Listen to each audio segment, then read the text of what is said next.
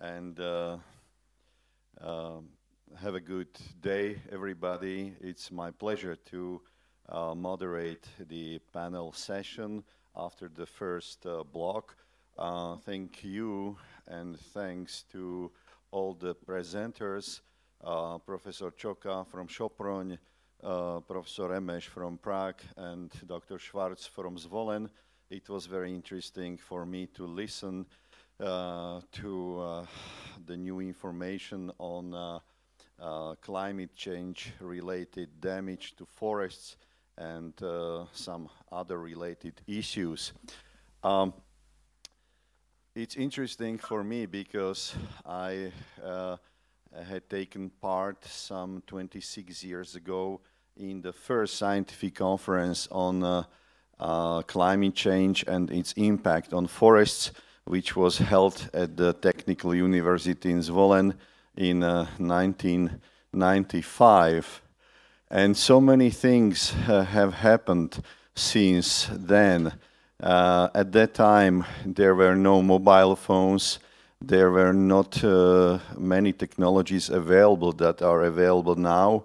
And we are still talking about climate change and scientific data that provides evidence for some solutions that may be at hand. And the topic still raises a lot of interest. I can see many questions that we received through Slido, probably. So let me go straight to the questions from the public, which follows our deliberations here. And the first one is from Dr. Bošela from the Technical University in Zvolen. The question is, do you think that there is still potential to increase the productivity of European forests while not increasing the risk of disturbances? So please, the dear panelists, you may try and you may answer the questions. Please, there is a microphone. Jirka, Professor Emeš, good friend of mine. It's a pleasure. Please. Yeah, thank you for these questions. Well, first one is oriented on increase the productivity of European forests. I think that it's a very complex question because European forest represents wide types of forest ecosystems growing in different conditions. So I think that for future, in some part or certain part of Europe, there is potential to increase the productivity due to increased temperature and maybe improve growth condition. Different question maybe is if it is valid also for our conditions in Central Europe. This is very, very hard to answer because, the risk of disturbances, if the temperatures and windstorms severity will increase, is probably also connected with increase of disturbances. And I think that a lot of scenarios show us that there is maybe stable level of productivity of forests in Central Europe, but it depends on also time scale, because for present time in the Czech Republic, now we are facing huge bark beetle calamity and a growing stock and also increment of a forest drop down importantly. But after maybe several decades, I think that there will be a period with increase of productivity because its unbalanced sand structure is connected with unbalance of productivity. Thank you for the first response, but I'm happy, or I'm afraid, no, I'm happy. There is another question. Please, could you put it on the display? It's regarding the introduction of non-native tree species. You can probably see it, so please go ahead. Okay. I expected this question, and it was one reason that I involved in my presentation problem or topic of introduced tree species. I would say that I think that due to uncertainty of future development, now it's time for testing different tree species and different provenance of domestic species, and some, I don't know, not many, but some tree species which are not native here. But our aim is not replace domestic species by not native species, but our aim is to enrich composition. And for example, Douglas fir, I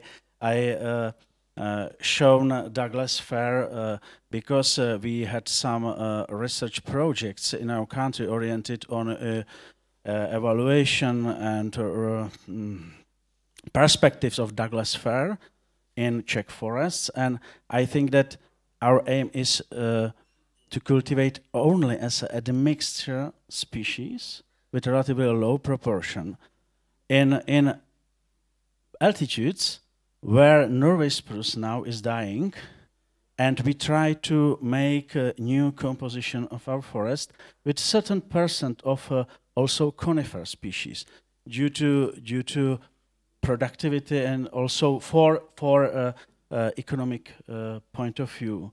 So yeah, it must be made very carefully, and I think, and it's my personal opinion, that now is time for testing. And I would like to establish some trials, some experiments in our forest where we will test it, but in mixed stand, because a mixed stand is relatively new approach for Middle Europe forestry and specifically for Czech forestry, because our traditional, we are very close to Germany for Saxony and and our traditional is based on cultivation, even aged monoculture stands. And now it's a completely different time. We must move to cultivation establishing a mixed stand. Thank you. So probably experimentation is one of the keys. There was still one question. May I have a very short comment for the first question? Please go ahead. Who is speaking? György Csóka from sunny Hungary. Professor Csóka, yes, I didn't see. Yes, please go ahead. Very quick comment on the future productivity of the forest, and I totally agree that the pattern will be very, very different. So the productivity will be influenced differently, different regions of Europe. I'm just talking about the Hungarian predictions and the potential future. Unfortunately, according to the climate change scenarios, the environmental conditions are getting worse and worse in Hungary. And it means, unfortunately, that the productivity of our forests will decrease in the future. If we accept the climate change scenarios for Hungary, unfortunately, it means that the productivity will decrease. So there are for example, the beech forest climate zone will almost disappear if the climate change scenarios are becoming true, and also the more productive sessile oak hornbeam forest types the area will decrease very, very dramatically. So if the scenarios are true, unfortunately, there will be a kind of decrease in forest productivity in Hungary at least. Thank you. Thank you, Professor Csóka, for your input. Maybe I can elaborate on it with my own question very briefly. When you mentioned beech stands in Hungary, did you mean the problem of xerification, the conditions getting more xeric currently? Yes. Mm-hmm. So exactly. The trend is continuing still. Okay. Yeah. Thank you. Thank you very much for your comment, your input.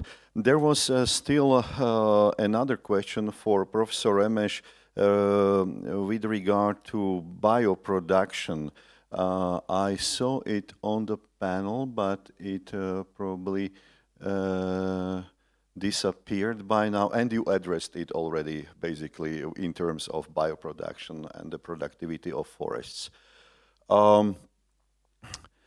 This is an interesting question, again, with regard to the spruce forest, maybe for Dr. Schwarz, whether you think that the fact that the frequency of forest disturbances in spruce forest was lower in the past has to do with the fact that the stands maybe are now older than in the past because the older forests are particularly hit in the current situation?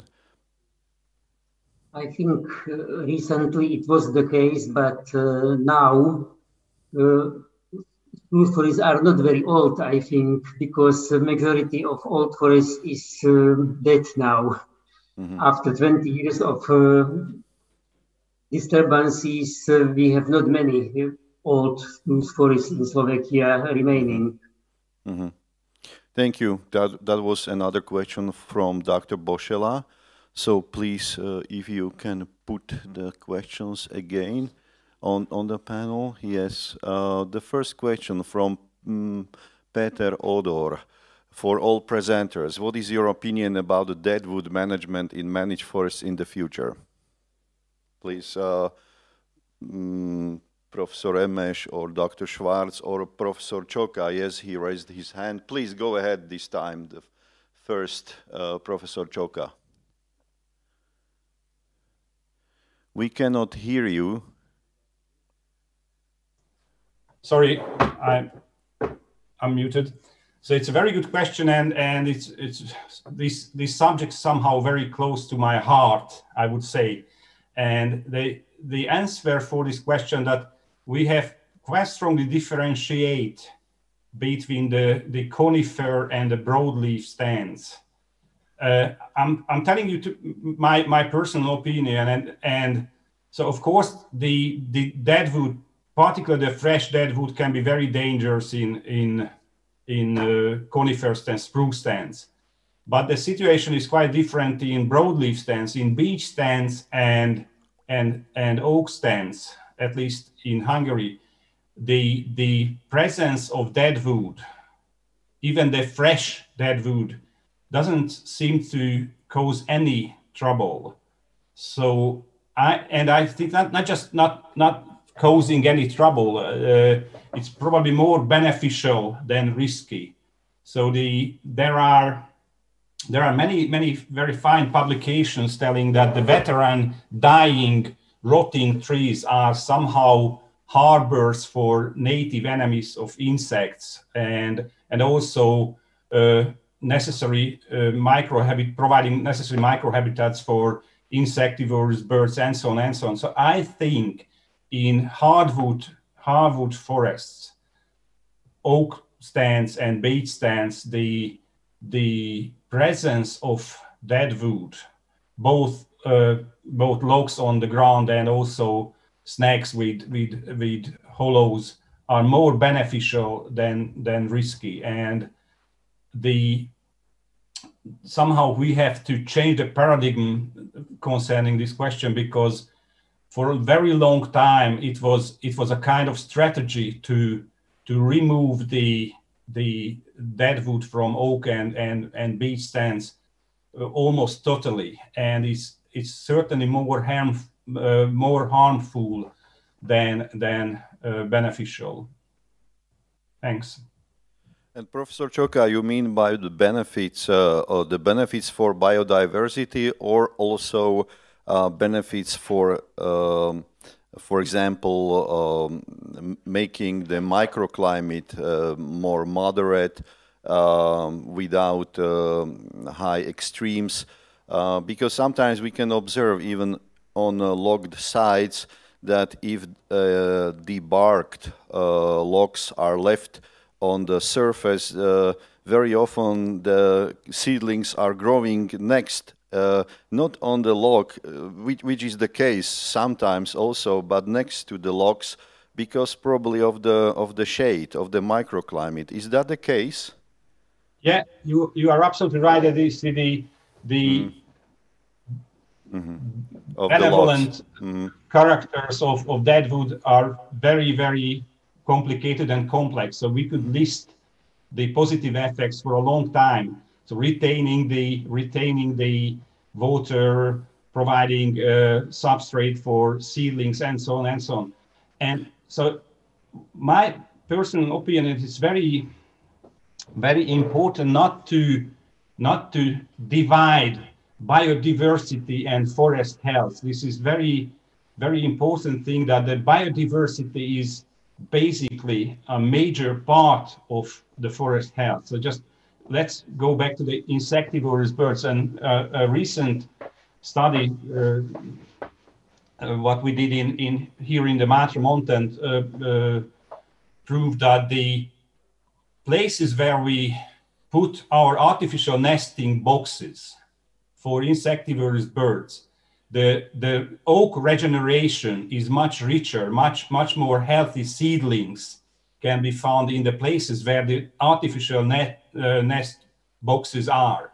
So the presence of deadwood with hollows on them, with insectivorous birds nesting in them, is not just biodiversity, not just protected species, providing habitats for protected species, is also major component of forest health for the successful regeneration and decreasing the impact of the folivorous insects, which could otherwise cause troubles for oaks.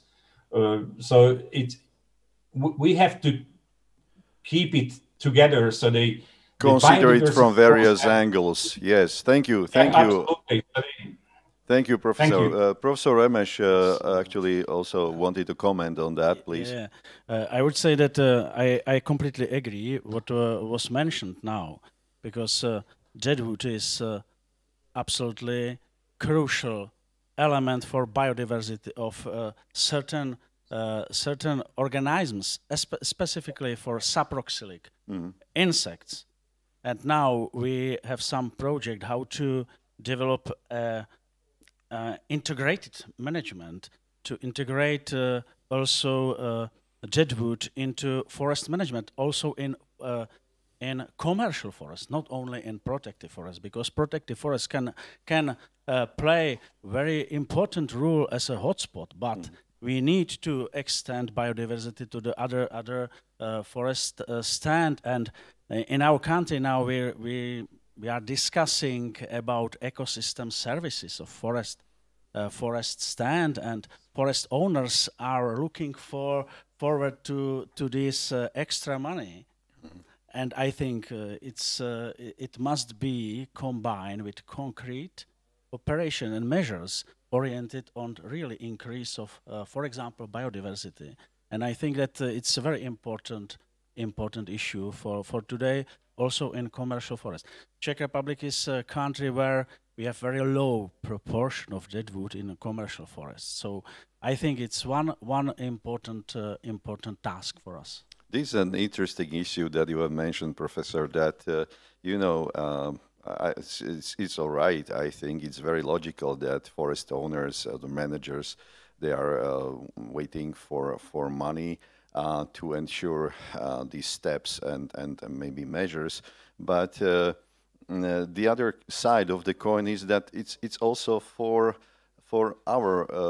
people's benefit that we maintain these functions, that we support biodiversity from the point of view of the stability of forests, of increased resilience. So it's in the vital interest of the forest owners and managers themselves. So it probably may not only be interpreted as something due to external pressure on the part of society. It's for the benefit of foresters and forestry as well. Would you agree with that? Okay, thank you. We have still 1 minute to go. There was one question. Could you put this on the panel here about the balance between standing volume of forest and the controversy whether there is an increased or decreased capacity of forests as carbon sinks? Would someone like to comment on that? Maybe Dr. Schwarz or whoever would be interested to provide his comments. Please, Professor. I think that it's very important for practical forest management, the question about optimal stand density or optimal growing stock in our forest, because we must take into consideration not only the volume stock of above ground biomass, but also we must take into consideration soil. And for example, sequestration of carbon in soil. And there is very complex issue, and some result confirm that is not optimal, very low growing stock and stand density, and also very high. So something between, it's compromise, and we know that if we decrease stand density, we can improve individual increment and growth production of individual trees. We can support their stability, and also very important is continuity in this stand density. For continue cover forestry is one maybe branch of close to nature forestry. Is very important for sequestration of carbon in soil. So it's I think a very important area for the research, optimize in different conditions and for different species composition, the optimal stand density in commercial forest regarding to other functions, not only for wood production. For wood production, for water balance, the stand density reduction may improve the water balance. And thank you for stressing the issue of continuity, because that prevents probably also the sudden losses of carbon from the soil. Thank you to the participants of this panel discussions, to the presenters, Professor Remes, Professor Čoka, Dr. Schwarz, thank you very much. We actually managed to stick to the timetable. Time is up, but just only has been for half a minute or something, so we managed well. Thank you so much also to the audience, and we are probably now having a break, I think, for some 10 minutes. Am I right? Okay, so after 10 minutes we see each other, and we would welcome our speakers for the next round. Thank you so much.